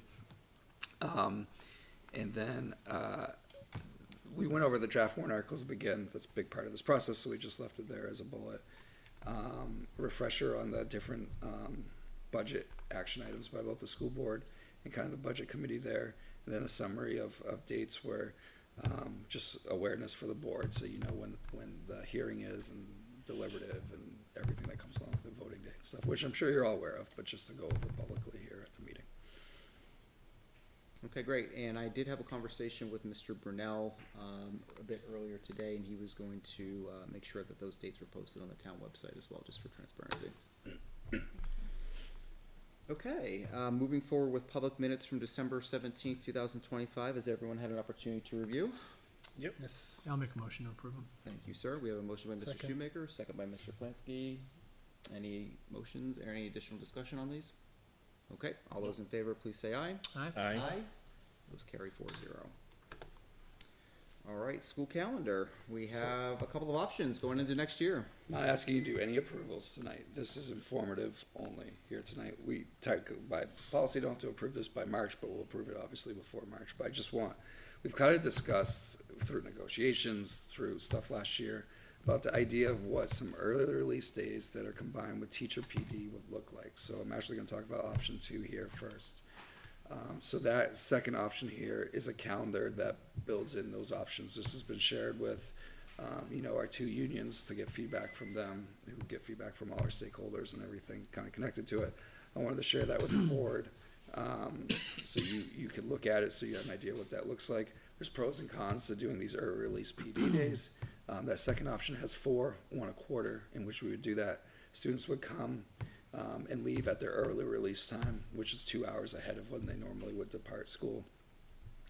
And then the teachers would transition into professional development opportunities to do that. One interesting wrinkle to make sure that we follow the LEA contract, it actually adds school days, the second option, because we have to count by hours, and to make the equivalent student hours, we would actually have to get to 180 school days. And also to make sure that the teachers, the LEA teachers, work 186 days as their contract outlines. So that's why, if you notice, the last day of school is different between the two calendars. Yeah, It's one's the not a 18th, mistake. one's the 17th. Yep. It's to make it work, but through all Why that is that a stuff. better option than option one? I'm not saying it is. I'm just So explaining what they are. the LEA felt very strongly that this was beneficial for them for professional development purposes. I mean, Dr. Taylor spoke about it too. Like, one of the things that she has her own thoughts on how I've laid it out here, but maybe then some suggestions that we'll talk in our admin team meeting about tomorrow. But one of the ideas is you can do timely kind of data review when you're doing it on a more quarterly basis, right? So if you kind of align this when after an iReady testing session, right, you have those results back, a team can meet and kind of talk about them in like that smaller burst of window, rather than waiting. Like, if you think about it, this year, for example, we had our PD days in August, and we haven't had another PD day until December, right? So that's a whole gap of time where we haven't done any professional development with staff, because they've all been school days or conference days or whatever the case may be. So this allows a more frequent check-in for the professional development. I just want to know that the amount of time is sufficient to actually get something done. Well, when We're gonna I be there met, 12 to 2 and Yeah. out. I met with some LEA reps who, you're part of negotiation. I don't want to get too far into the negotiation side of things, because this has been a conversation separate from negotiations as well. But, there's other districts who do early release days, and our teachers have been curious about it. So, talking with a couple reps with them, this is what it would look like. And they were like, we got to think about this, right? Like, is this Right. really what we're thinking about? So, does this actually make sense? So I want, again, no approvals on calendars. What I'm doing right now is getting this out for everyone to see. Because it's one thing when we talk about it in the abstract, these are release PD days. It's another when we see it laid out in a calendar, right? So And I'd that's, really like to understand the benefits from the teacher perspective, because as a working parent perspective, this is not So good. that was a My initial reaction is like, wow, this so, stinks. so that was a major point of conversation. Yeah. With the negotiation. and just to be clear. I will Like, that was- speak as a parent. My district, Wyndham, does 6 a year, right? Every other month they do an early release day. And it is a challenge on those days. And we have after-school care for our kid. We're fortunate through the Y program in Wyndham to have it. But, if she knows she has to be there on 5 hours for Y versus 1 to 2 on a traditional day, it's a little different conversation in our house the night before. So, again, I don't want to pro or con, but last time we made a family decision, it was just easier for my wife to take the day off from work, right? So So she won. right. So she won. My daughter won that one. So that's a factor and component of this. I just want people to understand what this would, and start having those discussions. Yeah, I mean, And for the board to have that, and obviously get your feedback and questions too. So yeah, I guess my concern is because my daughter goes to the after-school care at GMS, right? But that's run not through the schools, that's through a state adult learning. yeah. So my question is that if we have these early release days and my wife and I are both working full-time, are they going to be there in time to start this early? So that's one of the things we would have to talk to them about. I would assume we can figure something out, like in Wyndham, it's a different group that runs it, but most districts that have this type of setup, the after-school group accommodates, right? There's value in that for them as well. They don't want you to figure out a different daycare Right. after-school care option. But to Andrew's point, it needs to be a discernible benefit Yeah. to the district and to the educators to really Yeah. raise that level of inconvenience. So Interestingly, I'm gonna make this personal, right? My daughter goes to after school on Tuesday and Thursday, but not on Wednesdays. All these days are on Wednesdays, so this really stinks. I mean, you have those scenarios. I see. So when you're starting to make motions on Well, this you know what I calendar, mean? it's gonna be interesting. This doesn't impact me because she's not in GMS next year. Right. Yeah, so I just want people to see what it looks like. You know, we shared it with LSSA. I believe LEA was talking with their exec board this week about it. You know, there might be a consensus where, you know, oh, now that we've seen it, like, Yeah. it's not for us. Or maybe it's okay, there's possibilities here. Yeah, I Like mean, one- candidly, when we were talking about this in negotiation, we weren't like staring at a calendar saying this is what it would look like. It Correct. was more of a conceptual. Yeah, and kind of working through it. And then there's maybe different opportunities to try different things. One of the things that came up last year when we had the senior project day at Campbell High School, so it's an early release day for Campbell High School, but only Campbell High School.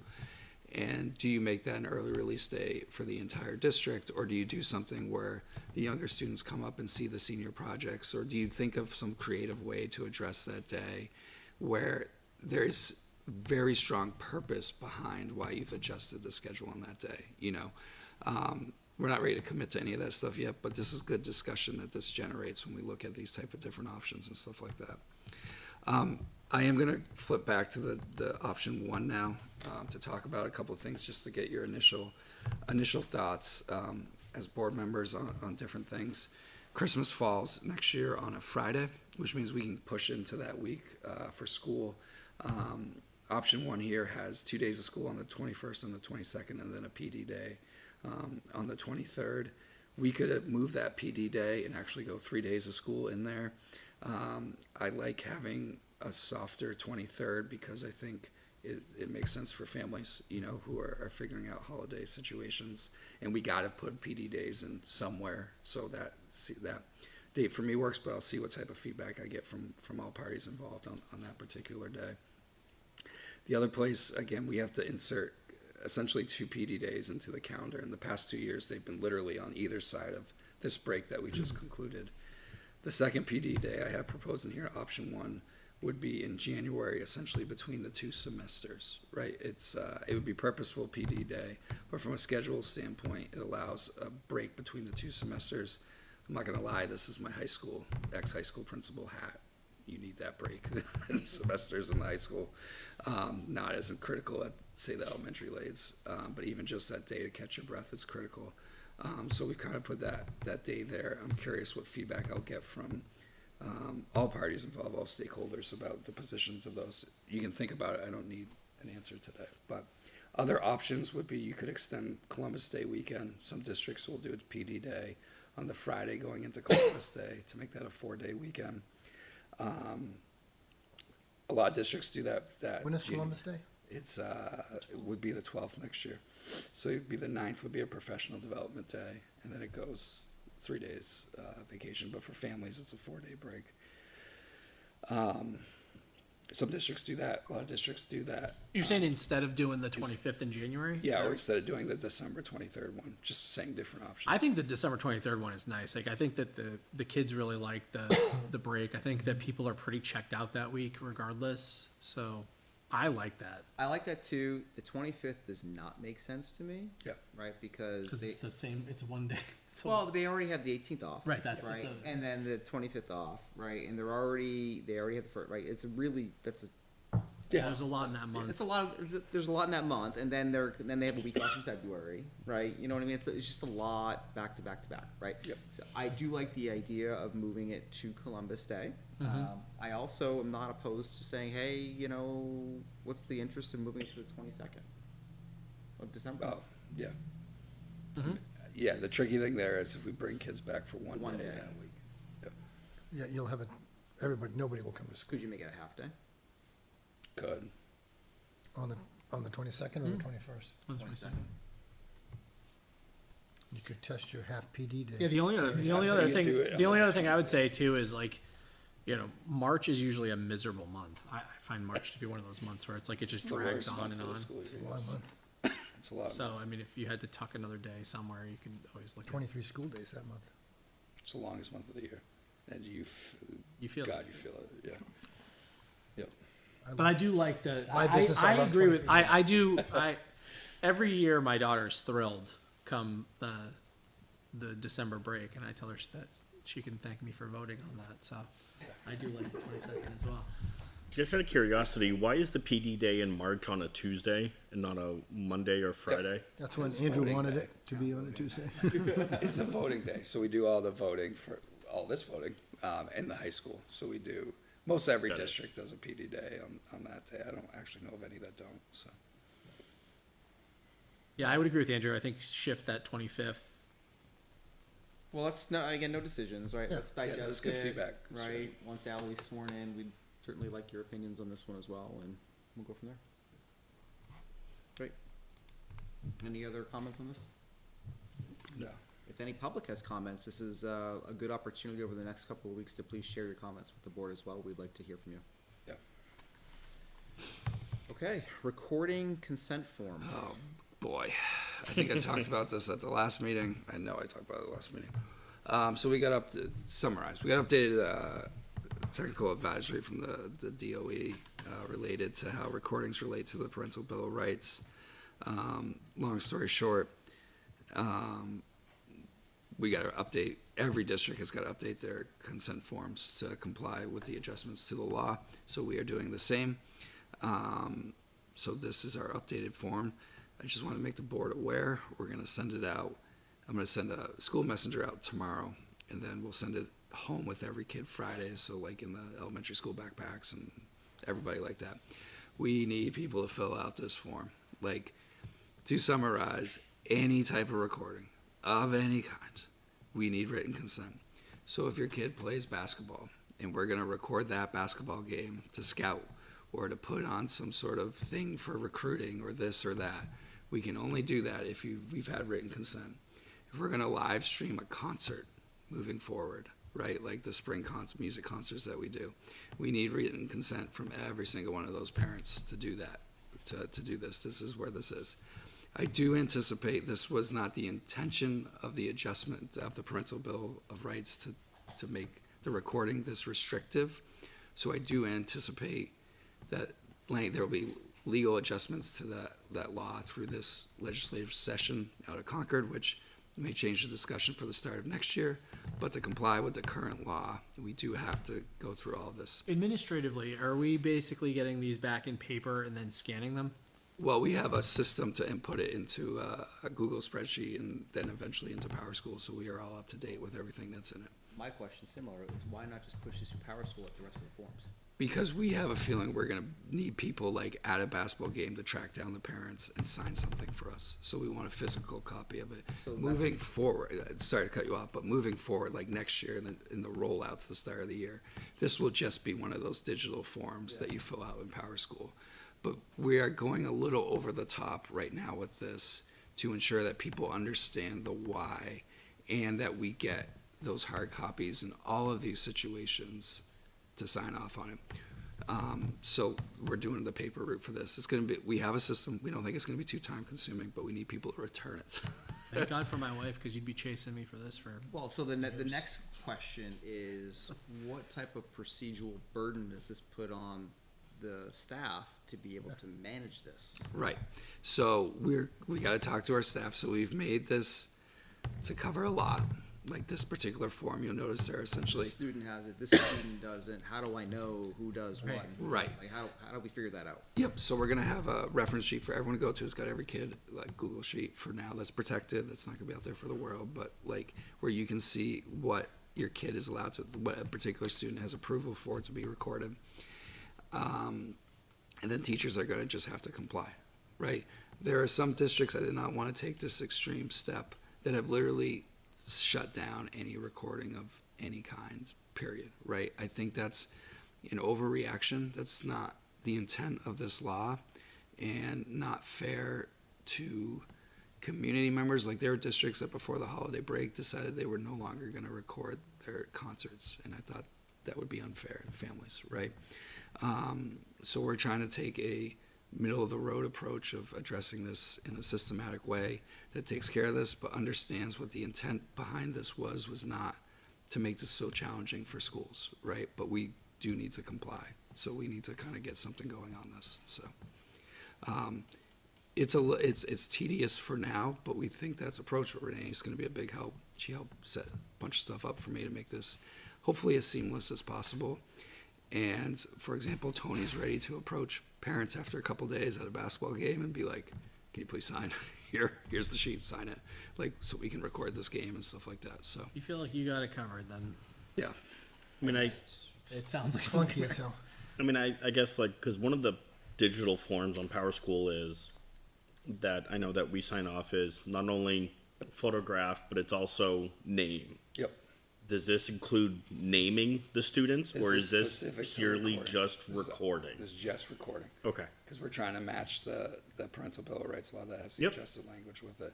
So so this is focused solely on the recording of it. Got it. And there was a lot of exemptions previously that were included in law that allowed us to do things such as record a Christmas concert or Yeah. live stream it, No, or live stream graduation. Those, just in simplest terms, those are public events. Like Yeah. anyone from the public can attend it. Because Channel 9 can be there recording. Well, that's kind of the irony here. We don't have to have Parents them can sign do it, right. off Parents can record on and post on recording, Facebook. right? But like, if you wanted to record your own kid in the basketball game, like, yeah, we need you to sign off on it, right? Like, so there is some irony to that. And again, that was not the purpose of the bill. This is just an unfortunate thing that came out of it that I'm sure will be rectified through this legislative session.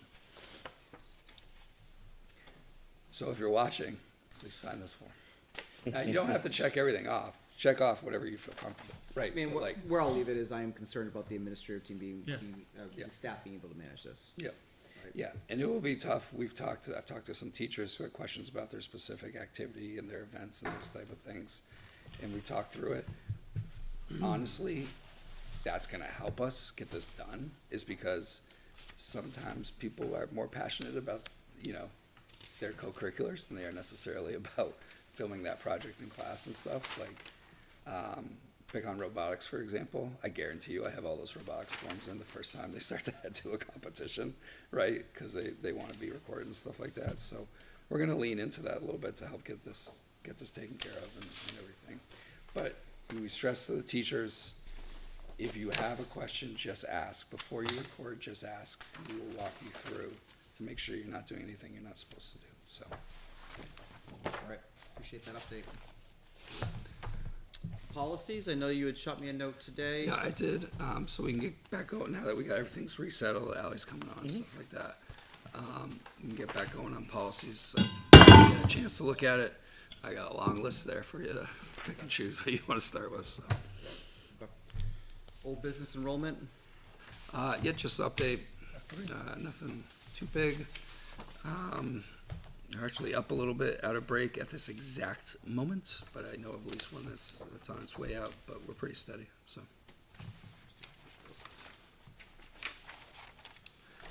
all right, any questions on enrollment policies for the superintendent? No. No? Nope. All right, we'll move it into manifests. So the board is currently reviewing the manifests. All the manifests are sent to the board electronically from Anna Marati as read during correspondence, but let me summarize. We have accounts payable, $298,623.75. We have another accounts payable of $19,131.24. We have a payroll manifest of $391,533.35.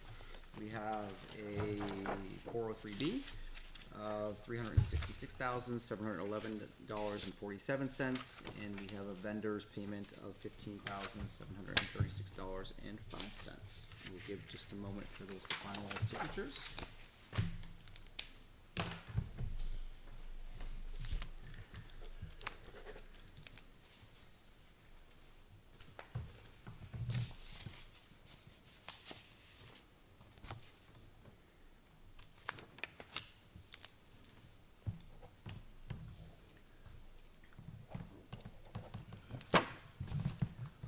Right here.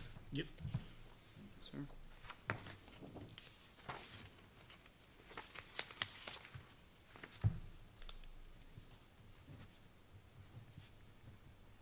Awesome. And that brings us to our second community input of the evening.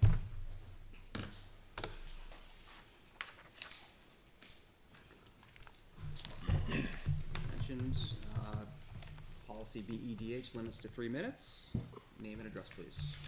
Hi, Ronald Blinas, 15 Riverview Circle, and I'll just continue what I was saying before. I mentioned before my appointment to the FIC was ended, that the scope of what was sent out for Harriman was flawed and would result in exactly what happened. There was not enough time, it wasn't scoped out properly, and it was poorly planned. We spent according to the estimate, $140,000, which I think's a waste of money. My recommendation is that you terminate the contract with Harriman, and you do what I suggested 20 months ago, go out and hire an engineering firm, pay them on an hourly basis to look at specific questions, specifically look at the details in these two reports, the H.L. Turner and the On-Site Inside report, about how to repair that. I will acknowledge and confirm that in this is their statements that these are estimates for some particular items, particularly HVAC, and that they actually recommend going out and doing what I just suggested. And I suggested this to the board 20 months ago. This was the way to handle it. And you refused to do that. You continued with getting free information from the previous consultant that delayed us by 15 months. So my recommendation is to terminate Harriman, hire another consultant to do what I suggested to you, start out paying them. The reason being is if you continue with this contract, their basis is looking for a big payday as a percent of construction. They have no incentive to come in cheaply, none whatsoever. And in fact, to prove that, I refer to what the superintendent said. The Harriman, or excuse me, the Harvey construction estimate looked at the On-Site Inside report and said, no, it's not $8 million, it's $23 million. So they have no incentive to come in with a legitimate evaluation. And until you do that, and you look at the plan I developed here, which actually the principal, when I reviewed it with him, said, while he didn't endorse it, said it has merit to be looked at. Until you do that, you will never come up with the right answer, and the voters won't approve it. And I'll continue to come in here and make that point for the next however many years this continues. Thank you. Okay. Mr. Oblanis. That turns us over to school board comments. You have another public comment? Yeah, Please. Allie Mercier, 19 Lockmill Drive. First of all, thank you for inviting me onto the board. I really look forward to the journey ahead. One thought, I might be too late to the game on this, but with the recording consent, is there an option to do an opt-out as opposed to an opt-in? That was something that saved us in New York, like, over and over again, so I just wanted to explore that. It's a great question. So this law is written where it has to be an opt-in, not an opt-out. And it can't be a passive opt-in either, where if you don't return it, Right. you have essentially opted in. We need explicit written consent. Neat. And that's like one of the issues with the like way that this bill is approaching recording is it's like that explicit. The intent was to do that for very limited types of recordings where you need that kind of written consent, like if you're doing a testing around like language learning and those type of things, right? Or a recording that could be sent out to like a private entity for review. And unfortunately, it caught everything. So like, yeah, like that's how we wanted to approach it, but unfortunately we can't. So it's a great question. Yeah. Thank you. And then second, I just wanted to express my confidence in the board's decision to move the decision for the elementary school to next year. I've thought of, between last session and this session, different funding streams that we can look at. I actually have a grant writer that lives in Merrimack that has proven to bring millions of dollars that would be interested in helping us with that. There's at least 7 different revenue streams outside of taxation that I think we can explore, and I'm interested in exploring all of those with you in the time ahead, because I think we have a lot of potential here that doesn't necessarily have to fall all on the 10,000 people that live in town. Cool. Awesome. Thank you. Look forward to hearing your ideas. Absolutely. Thanks. Thank you. All right, school board comments. What do we got? I got nothing. Mr. Schumacher? Well, my patience is starting to wear thin with some of these comments, okay? I don't know how many times we have to discuss the fact that these plans that you present, you don't care about educational impact. Talk to me. Okay, Mr. Oblenis does not care about educational impact. I also would like we are getting inundated, as is required under the law for us to provide information. And I would like to start tracking the amount of time and cost that we are expending just to respond to the same inquiries over and over and over again. Much of this information is public information. We have vetted multiple professionals, all of which Mr. Oblenis disagrees with. The only option is his option that he's written here, that he's drawn out, which, as an aside, still includes the undersized classrooms. I watched the capital improvement committee, right, where we're being told that we're playing junior engineer and we don't understand that, you know, the walls that don't have insulation in them are actually not that big of a deal because there's walls of other classrooms on the other side, so it's perfectly fine. It's just the roof. The reality is we have had multiple people come through who are paid to do this, who have told us these are problems. So at the end of the day, like, I don't know how many times we have to keep answering these questions, but I do think that we owe it to the taxpayer to at least let them know how much money is being spent on fielding these requests at this point. Sir? Any other comments? I guess my hesitation, right, and Matt, I echo your concerns, right? Harvey was hired for the interest of the school district to verify that the numbers are accurate, right? That's they are hired to us, not to Harriman, to us. So that was their point. That's their purpose. So if they do it in bad faith, there's other issues with that. But they're hired to ensure the numbers are accurate. The comments of replacement in kind, what's wrong with replacing an oil burner with an oil burner, right? Oil is widely known as the most least inefficient heating source that there is to date. It is the dirtiest, it is the least inefficient. Replacing it doesn't replace the infrastructure that's also 40 to 60 to 80 years old, depending on which section you look at, right? Copper pipes are good for 50 years. Right? It's the ones in my house are already pitting, and I'm already planning on how do I replumb my house without tearing down walls. So there's a lifetime to all of it. So just doing a repairs only works if everything else was maintained. It wasn't. We're now in a worse situation. It's just where it's at. So I appreciate the candidness. I do appreciate the pushback to make sure that we go through enough vetting.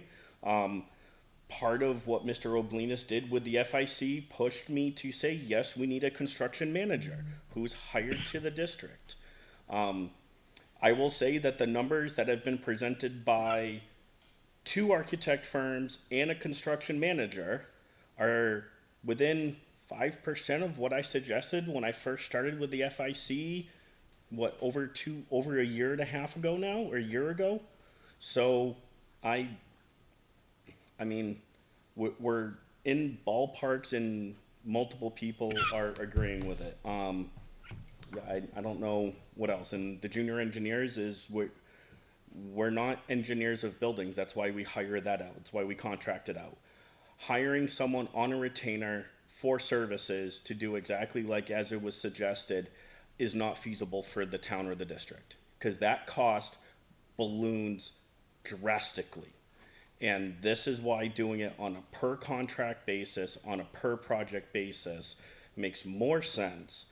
You want to go talk to billion-dollar companies that have that kind of funds to go do that and contract that out? Sure, my company does it all the time. I got firms, I've got managers in construction groups on retainer. But we don't have free funds. We don't have millions of dollars to go do that with. So I appreciate the pushback, but it's a different reality. It's a different way to approach this project. Okay, thank you, sir. I mean, I think Mr. Shoemaker and Mr. DeWitt covered it, right? I mean, we hired now multiple firms, right, who have all come in at very significant costs. It continues to just highlight the fact that there are significant issues at GMS, which we knew, but we now have a very confident appreciation of is the cost numbers behind it. It's not $10 million fix. It's not even a $19 million fix, which we hoped for, right? It is a $25-30 million fix. That is the reality, right? How we approach that fix is to be determined, and we've now delayed that over the course of the next year. We'll try and iron out that best next path and what makes sense for the community to absorb. But there are significant issues at GMS that do need to be addressed. That is now very clear by multiple firms, multiple well-respected firms that do a lot of this type of project work in this part of the state, right? That work with these materials, that do this exact type of work. So we have to trust the people that we hire, and certainly these are some of the best firms in the industry that do this type of work. So I'll leave it at that. All right, anything else for comments? All right, the board does have a couple of things in non-public session tonight under RSA 91AC. We appreciate everyone's attendance tonight. We will move into non-public through roll call vote. I'll make a motion to move into non-public. Thank you, sir. We have a motion by Mr. Shoemaker, Second. second by Mr. DeWitt. Mr. Plansky? Aye. Mr. Shoemaker? Aye. I am an aye. Mr. DeWitt? Aye. That carries 4-0. Thank you.